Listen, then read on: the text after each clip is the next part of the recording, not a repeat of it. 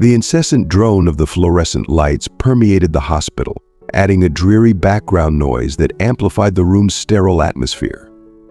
Myra perched on a hard blue plastic chair, her small feet barely grazing the cold, tiled floor. Her eyes were locked onto the bed where her mother, Irma, lay unmoving. The steady beep of the heart monitor punctuated the heavy silence, offering a faint reassurance while simultaneously highlighting Irma's delicate state. If you are not subscribed, I recommend you subscribe and activate the bell so you don't miss any videos. The air was thick with the sharp, clinical scent of disinfectant, mingling with the fading fragrance of wilting flowers left by some well-wisher on the bedside table. Despite their clean surface, the pale green walls seemed to close in, their color drab and lifeless. The small window allowed only a trickle of the overcast daylight to seep through, casting a grayish hue over the room. Annie, Myra's grandmother, sat vigilantly beside Irma, her fingers gently clasping her daughter's frail hand. The lines on Annie's face were carved deeper than usual, etched by sleepless nights and unending worry. Her voice, soft yet resolute, broke the silence. "Myra dear, wait here for a moment. I'm going to grab something to eat." "I promise I won't be long." Myra's silent nod was accompanied by her large, dark eyes, brimming with a sorrow far too profound for her tender age. Annie squeezed her hand reassuringly before rising, her steps heavy with fatigue as she made her way to the door. The room plunged into a deeper quiet, disturbed only by the relentless beeping of the monitor and the distant hum of hushed conversations in the hallway. Myra's gaze wandered, absorbing every detail: the stiff, sterile white sheets, the myriad of tubes and wires binding her mother to the machines, and the clock on the wall that seemed to mock her with its sluggish ticking. Time crawled painfully, each minute amplifying Myra's unease. Unable to stay seated, she approached her mother's bedside, gently taking Irma's cold hand into her own. Vivid memories of happier days rushed in, times when her mother was vibrant and full of joy. "Mom," Myra whispered, her voice tinged with longing, knowing well that no response would come. A sudden realization struck her. With Annie away fetching food, Myra was left alone with her mother. What if something happened? Who would be there to help? Fear started to coil around her heart, growing alongside a budding resolve. She glanced at her mother one final time, her heart heavy with a mix of dread and determination. Then, driven by a desperate courage, she slipped out of the room. The hospital corridor stretched endlessly before Myra, a long and desolate expanse illuminated by the harsh glare of fluorescent lights. Each step she took echoed softly, her heart pounding with urgency.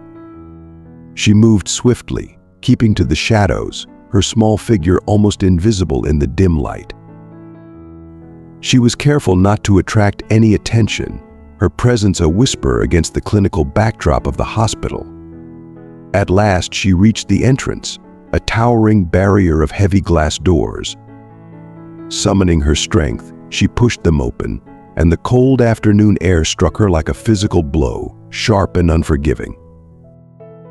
The shock of the chill did not deter her. Myra was driven by a desperate need. She darted onto the street, her worn boots creating a rhythmic thud against the pavement as she ran. The city, alive with its usual hustle and bustle, became a blur of unfamiliar faces and hurried footsteps. For Myra, each person she passed was merely part of a faceless crowd, their voices a cacophony that she could not distinguish. Her sense of direction was lost in the maze of streets, her thoughts a swirling mix of anxiety and determination. She wandered, the cold seeping through her thin clothes, but the fear and urgency burning within her kept her moving.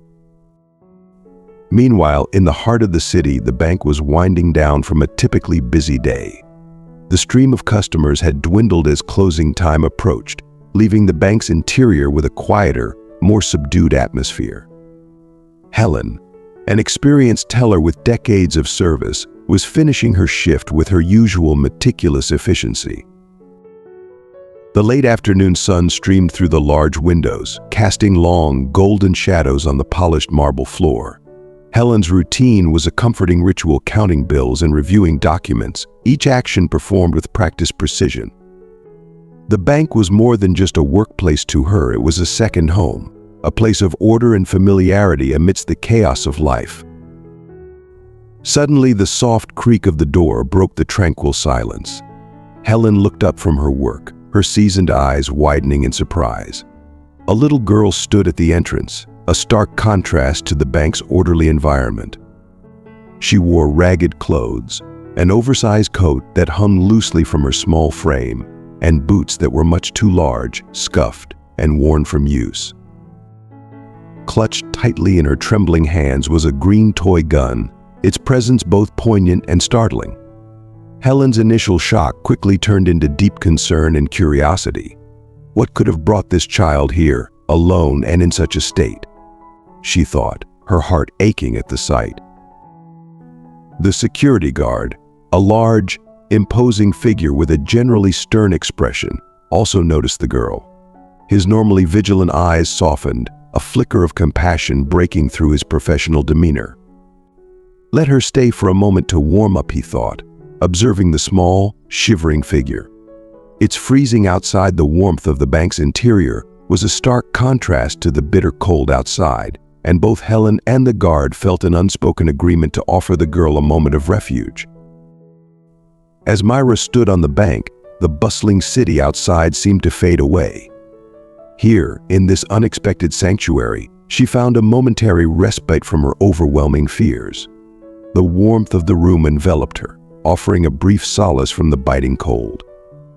Helen, watching her with a mixture of concern and curiosity, felt a maternal instinct to approach and comfort the child.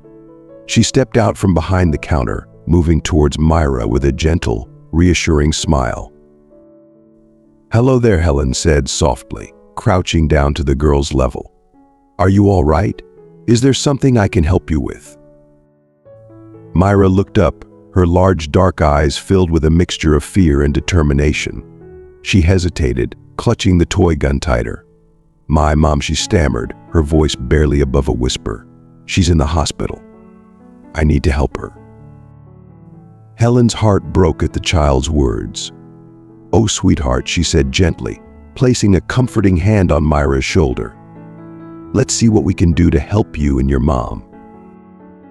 The security guard, moved by the unfolding scene, approached as well.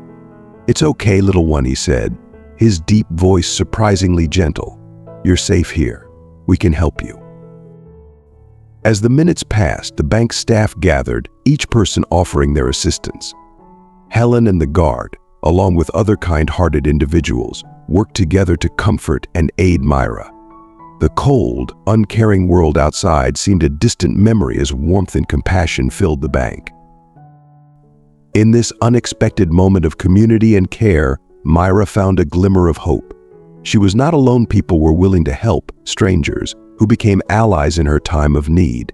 The kindness she received fueled her determination, giving her the strength to face the challenges ahead.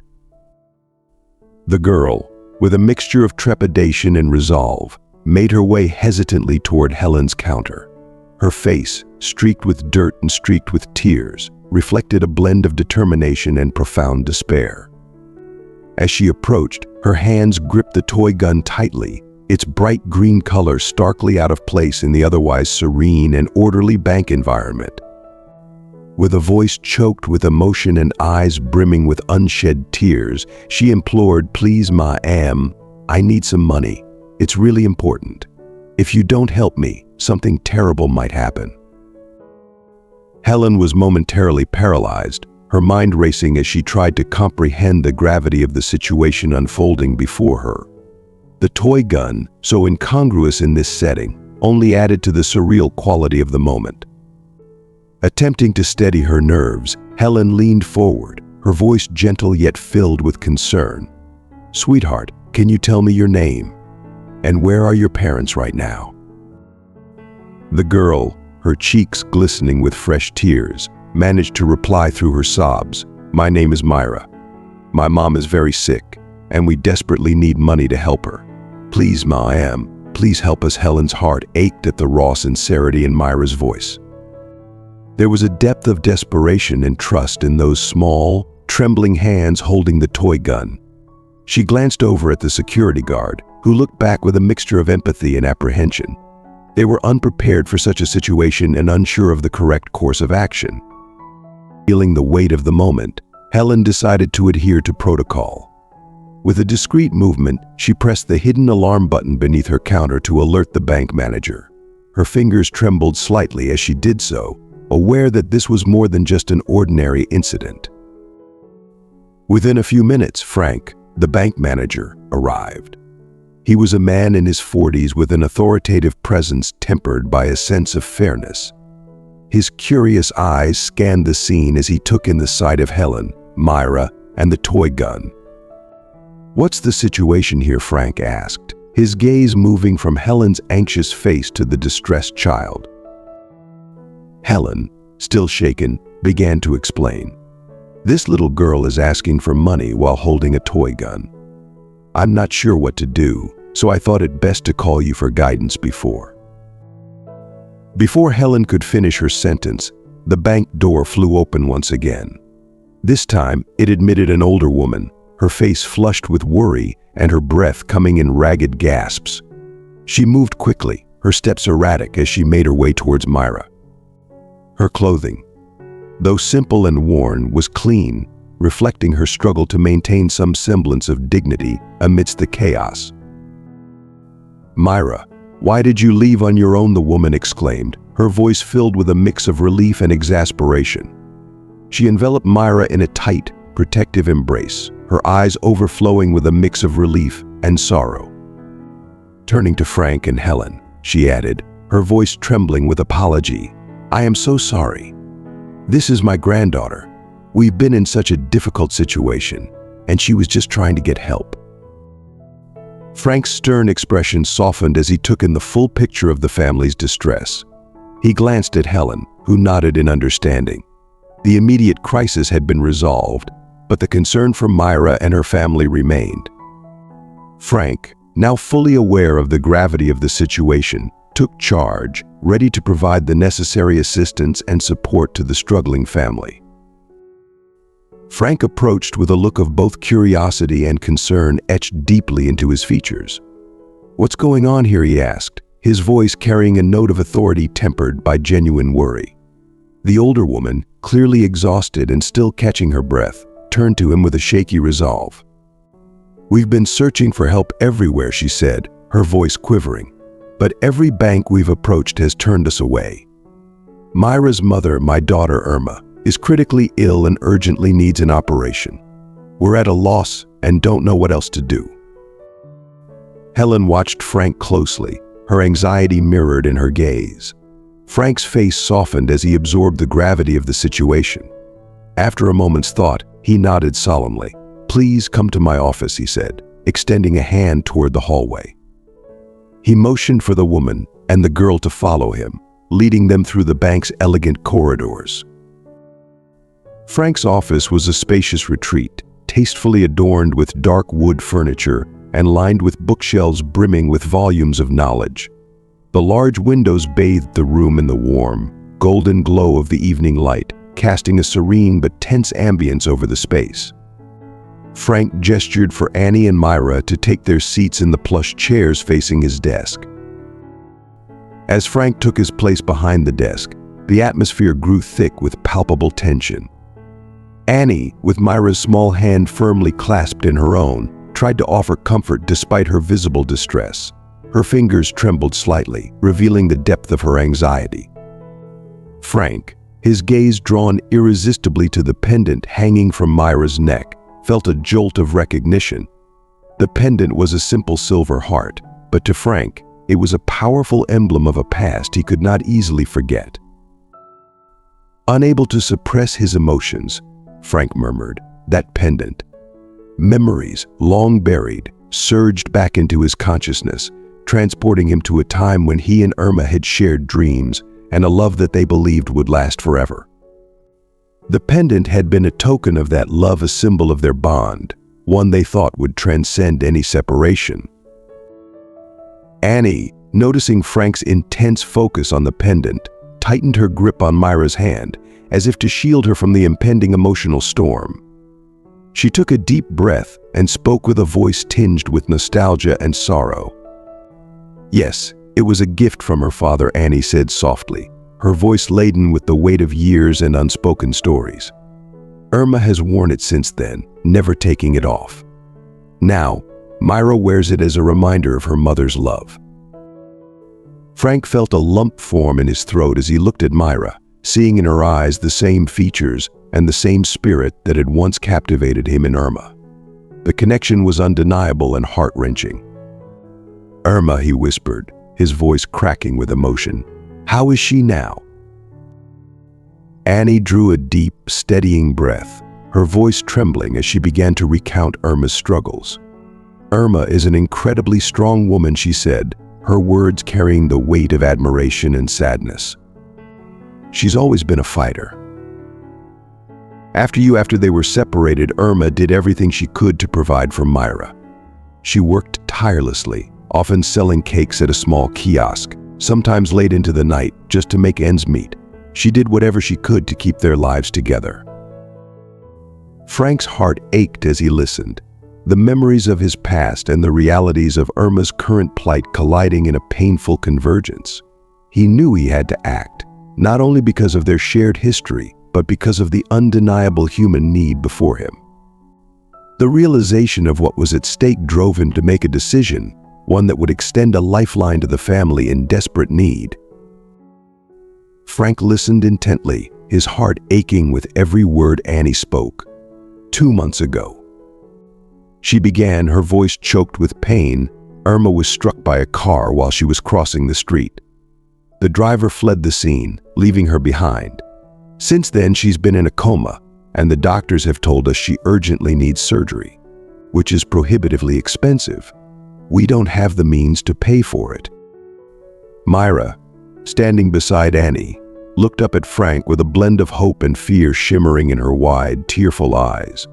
Her voice was barely a whisper, filled with desperation. "Please, sir, help my mom." Frank leaned forward, his elbows resting on the polished surface of his desk, his hands clasped tightly together. His mind was a maelstrom of thoughts and emotions, trying to process the gravity of the situation. "Where is she being treated?" he finally asked, his voice steady but filled with concern. "At the General Hospital," Annie responded, her voice faltering. "We've exhausted every possible avenue for assistance, but no one seems to be able to help us. We're completely out of options and entirely desperate." Frank nodded slowly, his face a mask of resolve and compassion. The shock of the potential familial connection, coupled with the devastating news of Irma's condition, weighed heavily on him. Despite the whirlwind of emotions, he knew he had to act swiftly.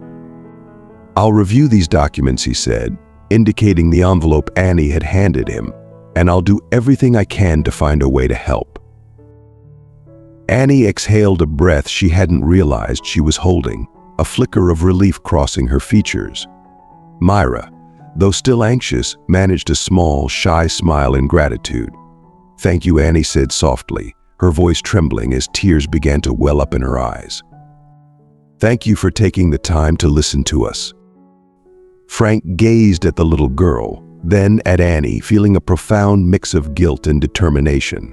He understood the gravity of their plight and the urgency of their need. "Don't worry," he said, his tone firm and reassuring. "We'll do our utmost to help. First, I need to contact the hospital and see what we can arrange." As Frank reached for the phone, his thoughts raced. The realization of his connection to Irma, intertwined with the responsibility of addressing their immediate needs, left him deeply moved. He hoped that this moment of profound connection would not only pave the way for immediate assistance, but also potentially lead to a reconciliation that had been long overdue. He was determined to use every resource at his disposal to secure a future for Myra and Irma, one filled with hope, healing, and perhaps a chance to mend old wounds. In the hushed stillness of the bank office, As the bustling city outside continued its relentless pace, a sense of profound hope and unwavering determination took root. The small, unassuming space had transformed into a beacon of compassion and resolve, where lives were intricately woven together by an unforeseen twist of fate and an inspiring story of familial love and redemption. Frank, with a resolute expression, picked up the phone and dialed his assistant, Anna. "Anna, I need you to arrange an appointment with the best neurosurgeon in town as a matter of urgency," he instructed, his voice carrying the weight of the critical situation. Anna, ever prompt and accustomed to Frank's high-stakes demands, responded immediately. "Of course, Mr. Frank. I'll handle it right away. Is there anything else you need?"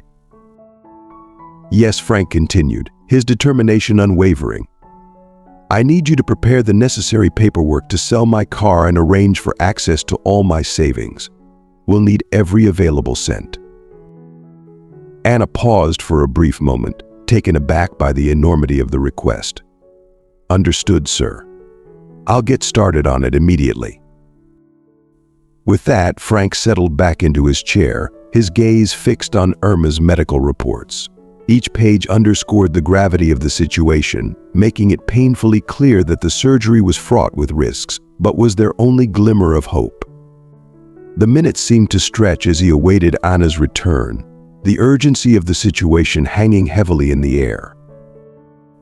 When Anna reappeared with the confirmations, Frank felt a flicker of relief amid the mounting pressure. "I've secured an appointment with Dr. Martinez for tomorrow morning," she informed him. "The paperwork for the car sale is already underway." Frank's gratitude was evident in his response. "Thank you, Anna. This means more to me than you know." Anna, sensing the gravity of her boss's commitment, nodded in understanding. The following day, Frank met with Dr. Martinez, a distinguished middle-aged neurosurgeon renowned for his expertise. After a brief exchange of introductions, Frank detailed Irma's dire situation with a palpable sense of urgency. Dr. Martinez, poring over the medical documents, looked up with a somber yet hopeful expression. "I understand the severity of the case," he said. "The surgery is complex, but we've seen success in similar situations. The risks are significant, but there's a path forward." Frank's voice wavered slightly as he asked, "What are the chances of success?" Dr. Martinez replied with a reassuring firmness, "There's about a 60% chance of success if we proceed quickly. However, time is of the essence." Frank's resolve solidified. "We'll do whatever is necessary. Please outline the steps we need to take." Over the next few days, Frank made significant sacrifices, selling his car and depleting his savings to gather the required funds. Each action, each choice was driven by his commitment to Irma and Myra, a testament to his belief in doing what was right, despite the personal cost. One afternoon, as Frank was finalizing the last of the financial arrangements, he received a heartfelt call from Annie. "Frank, we don't know how to express our gratitude for everything you're doing. Myra is thrilled and keeps talking about you with such excitement." Frank's voice softened, carrying a warmth that reflected his deep empathy. "Annie, there's no need for thanks. This is the least I can do. Irma and Myra deserve every chance at a brighter future." The eve of Irma's surgery arrived, cloaked in a heavy shroud of anxiety and a glimmer of hope. The anticipation was almost palpable as Frank, Annie, and Myra prepared for the critical day. The hospital loomed before them, an imposing edifice of brick and glass that seemed to grow more formidable with each passing moment. As the first light of dawn crept over the city, Frank drove Myra and Annie to the hospital, their faces a mixture of resolve and apprehension. Upon arriving, they were greeted by the bustling energy of the hospital lobby. The space was filled with a cacophony of murmurs, footsteps, and the sterile scent of disinfectant. It was a place where individual anxieties and hopes converged into a collective hum of human vulnerability. In the waiting room, Annie tried to maintain a facade of calm, but the lines etched deeply into her face betrayed the weeks of relentless worry. Myra, clinging to her grandmother's hand, scanned the room with wide, anxious eyes. Frank, seated beside them, felt the burden of responsibility pressing heavily on his shoulders. Despite his efforts to get them this far, he now found himself in a position of helpless waiting. Dr. Martinez, adorned in his immaculate white coat, approached the group with an air of quiet professionalism. "Good morning. How are you all holding up?" he asked in a calm, reassuring tone.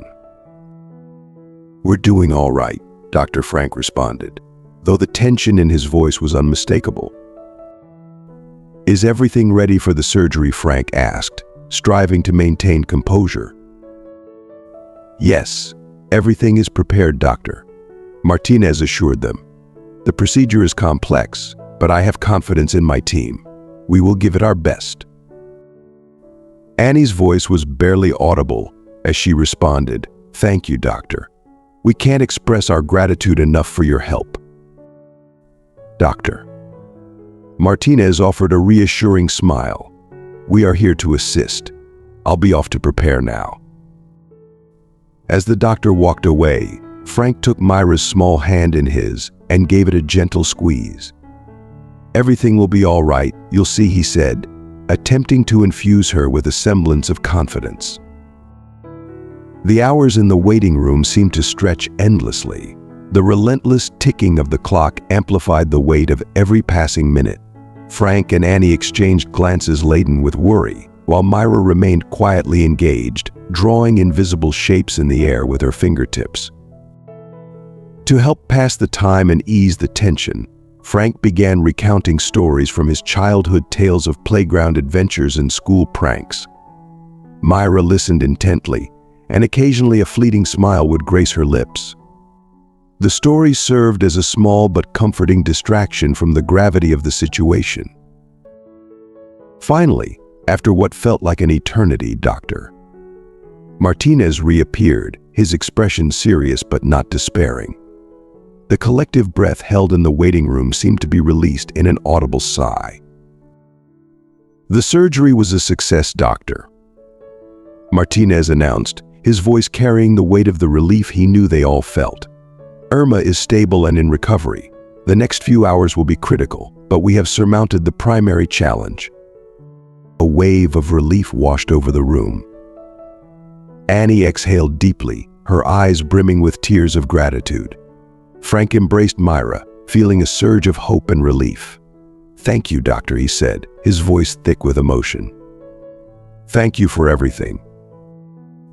Now we need to monitor her closely, Doctor," Martinez continued.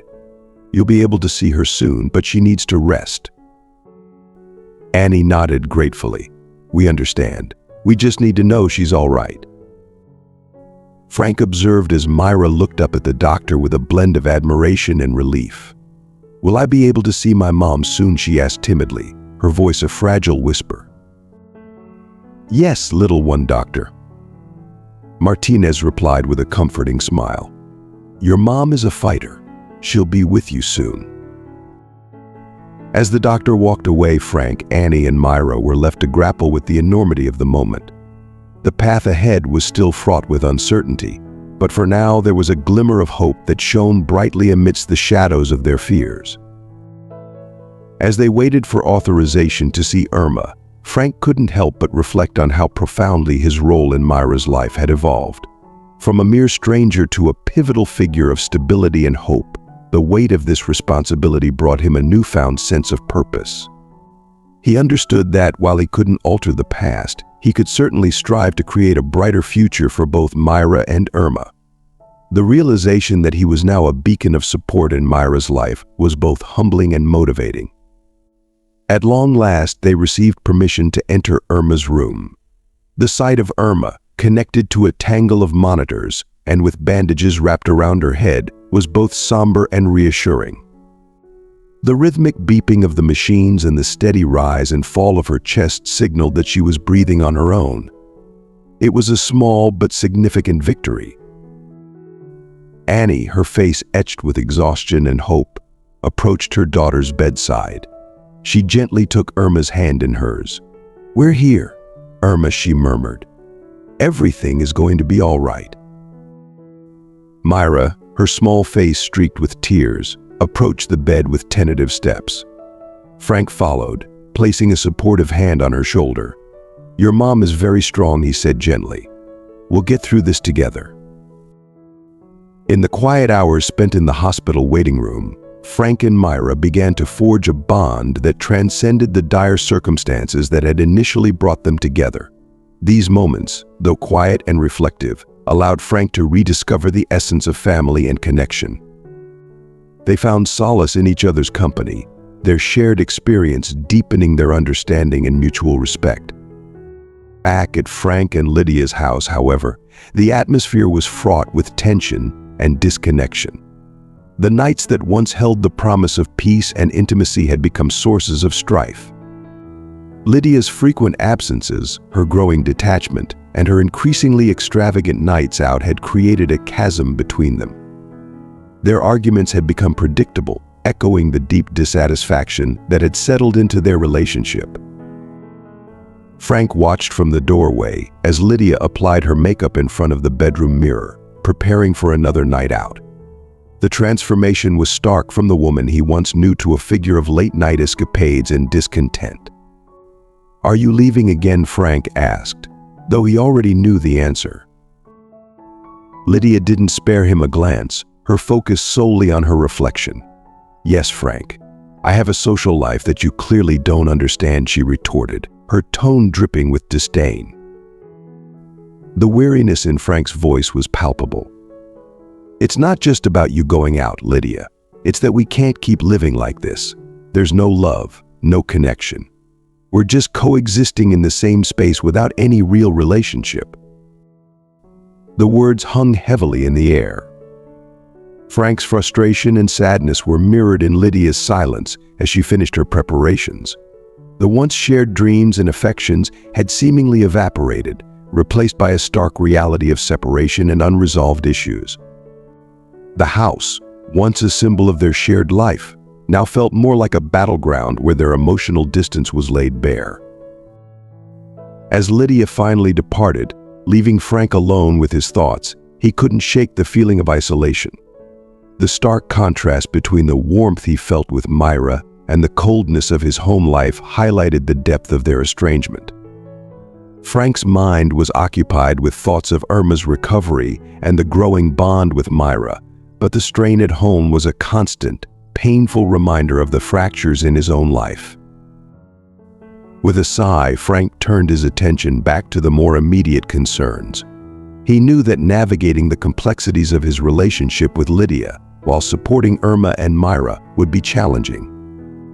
But he was determined to face these trials with integrity and commitment, hoping that in time, healing and reconciliation might be possible, both for his family and for himself. Lydia spun around, her eyes blazing with fury. "And what did you expect, Frank? That I'd stick around while you obsess over your new family?" Her voice dripped with sarcasm, and her contempt was palpable. "You know what, Frank? Do whatever you want. I'm done caring." Without another word, she turned back to her preparations, clearly intent on leaving. Frank stood there, feeling as though each step he took away from her was a weighty burden. He made his way to his study, where he sat heavily at his desk. The divorce papers he'd been contemplating for weeks lay in the drawer, a stark symbol of his fractured marriage. He picked up a pen with a trembling hand and signed his name, the finality of the action sinking in. There was no turning back now. The next morning, he handed the signed papers to Lydia. She glanced at them briefly, her face betraying no emotion. Without a word, she signed them as well. There were no tears, no lengthy confrontations, just an unspoken acknowledgement that their marriage had reached its end.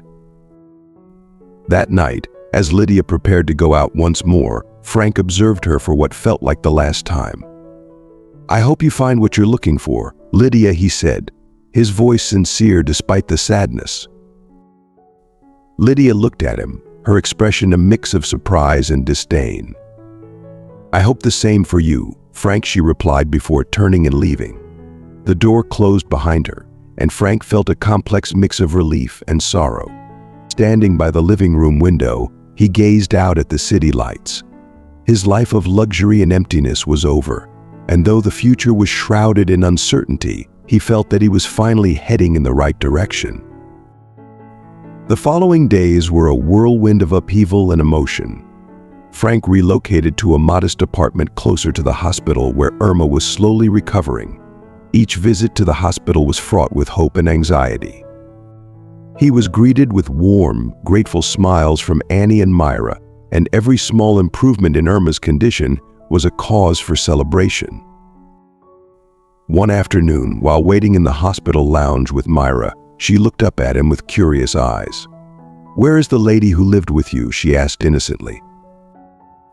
Frank paused, searching for the right words. "She's not living with us anymore.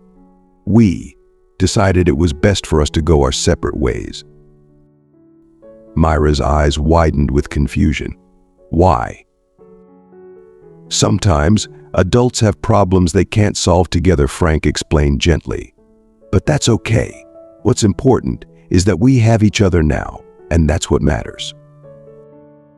As Myra absorbed this information, she seemed to understand. The uncertainty of the situation had become a new reality for her, but the reassurance in Frank's words gave her a sense of stability. They both faced an uncertain future, but together they were finding a path forward, grounded in the hope of healing and new beginnings. Myra nodded, absorbing Frank's explanation with quiet understanding. As she adjusted to her new life, her trust in Frank grew. They began to build new routines, finding joy in outings to parks and museums. Each day, their new family dynamic took shape, slowly solidifying into a cohesive and loving unit. Irma's recovery was gradual but encouraging. After being discharged from the hospital, the transition back to home life was tough but navigable. Frank was a constant presence, aiding Irma with her physical therapy and offering emotional support. The bond between Frank, Irma, and Myra deepened with each shared experience, reinforcing the sense of family that had grown between them. Frank took great comfort in knowing that his sacrifices and efforts had made a real difference in their lives. He had come to realize that family wasn't defined by blood alone, but by the love and support that bind people together. One morning, as Frank prepared breakfast, Annie greeted him with a warm smile. "Good morning, Frank. Did you sleep well?" "Yes, thank you," Frank replied, accepting a cup of coffee. "How's Irma today?" "She's feeling a bit better," Annie said, placing some toast on the table. "She's resting in her room." Just then, Myra appeared at the door, her eyes still heavy with sleep. "Good morning, Dad." "Good morning, Grandma." "Good morning, sweetheart," Frank said, kissing her on the forehead. "Ready for school?" "Yes, but first I want to eat your toast," Grandma Myra said with a grin. Life in their home had settled into a comforting rhythm. Mornings were a time for family connection, and each meal was a cherished moment of togetherness. Frank found great joy in these daily rituals, feeling his relationships with Myra and Irma grow stronger each day. After breakfast, Frank headed to his new job at a local accounting firm. The change of pace and environment was refreshing compared to his previous life. Though modest, the firm was full of dedicated professionals who were passionate about their work. "Good morning," Frank greeted his colleague Mar as he arrived. "Ready for today's meeting?" "Ready," Frank replied, adjusting his glasses and reviewing his notes. The satisfaction he derived from his work went beyond mere financial success. Time at the office flew by, and by the end of the day, Frank returned home with a sense of fulfillment. He was eager to share the highlights of his day with Irma and Myra. At home, the afternoons were spent helping Myra with her homework. Frank would sit with her at the dining table, guiding her through math problems or assisting with her essays. "Dad, how do you know so much?" Myra would ask, her admiration evident. "I just had good teachers," Frank would reply with a smile. "And now I have a very smart student." These moments of connection and learning were precious to Frank. Each day was a testament to the new life he was building, a life filled with love, growth, and the joy of discovering what it truly means to be a family. Irma immersed herself in her sewing projects with a renewed sense of purpose. The steady hum of the sewing machine became a soothing backdrop to her days as she crafted unique, beautiful garments. Each stitch was a testament to her resilience and creativity. Frank often found himself drawn to the room, captivated by her dedication and the artistry unfolding under her hands. "How's the business going?" Frank would ask, joining her at her workspace. "Better than I expected," Irma would reply with a smile. "I've received a few new orders. People seem to like my designs." "I knew you'd do great," Frank would say, taking her hand and giving it a reassuring squeeze. "I'm very proud of you." Despite the progress, challenges remained. There were days when Myra faced difficulties at school, or when Irma felt the strain of her recovery. But each challenge became an opportunity for the family to come together and support one another. Frank and Annie worked harmoniously to ensure Irma and Myra felt encouraged and celebrated each small victory with heartfelt joy. One Saturday morning, as Frank and Myra tended to the garden, Myra turned to him with a hopeful expression. "Dad, do you think that someday we could open a shop for the things Mom makes?" Frank paused, contemplating the idea. "That would be wonderful, Myra. If we all work together, I believe we could make it happen." The notion of a shop ignited a new sense of hope and ambition within the family. Conversations about the future began to revolve around making this dream a reality. Frank committed to handling the business aspects, while Irma and Myra focused on creating and designing. Evenings were a time of tranquility and connection. The family would gather in the living room, sharing stories, dreams, and the simple joys of their daily lives. Frank marveled at how profoundly his life had changed. Leaving behind his former luxurious but empty existence, he had found true fulfillment in this modest, love-filled home. The morning light filtered through the windows of their newly opened shop, casting a warm glow on the shelves filled with Irma's exquisite garments. Frank stood beside Irma, admiring the fruits of their labor. The shop, a manifestation of Irma's passion and their collective effort, was now a reality. "We did it," Frank said, holding her hand tightly. "This is just the beginning." As the shop welcomed curious customers, Frank prepared a special surprise. That evening, after closing time, he took Irma and Myra to a nearby park. Beneath a sky sprinkled with stars, Frank knelt before Irma, presenting a small box. "Irma," he began, his voice steady and sincere, "you have been my inspiration and my strength. I want to spend the rest of my life with you, supporting and loving you. Will you marry me?" Tears of happiness welled up in Irma's eyes as she nodded. "Yes, Frank. I want to spend my life with you." Myra clapped her hands excitedly, her joy evident. The life they had built together was a testament to their love and unwavering commitment. The future, now brighter and more hopeful than ever, was a canvas for new dreams and cherished moments yet to come. The days following the engagement were a flurry of joyful chaos as Frank, Irma, and Myra dove into wedding preparations. Each moment of planning brought them closer together, blending their hopes and dreams into a beautiful reality. The ceremony, though modest, was filled with heartfelt moments and surrounded by friends and family who had supported them through their journey. Myra, now a beacon of confidence and grace, thrived in the nurturing environment that Frank and Irma had created. The fears and uncertainties that once plagued her were replaced with a newfound security and joy.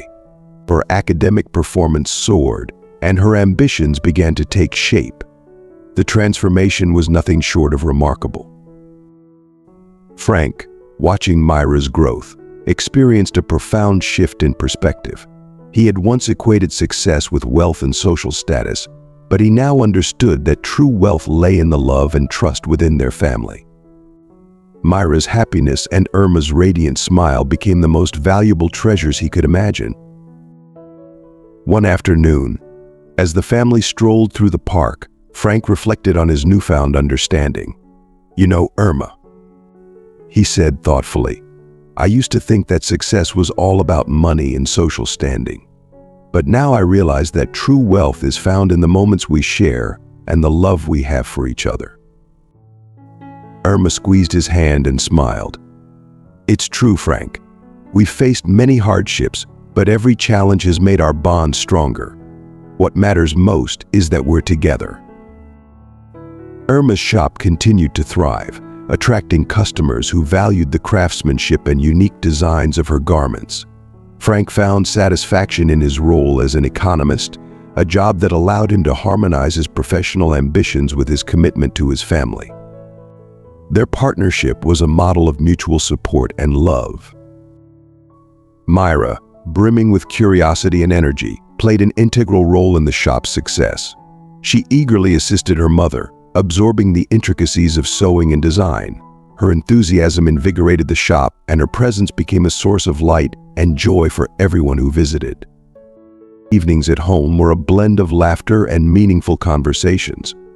The family gathered to share stories of their day, celebrate achievements, and offer support during tough times.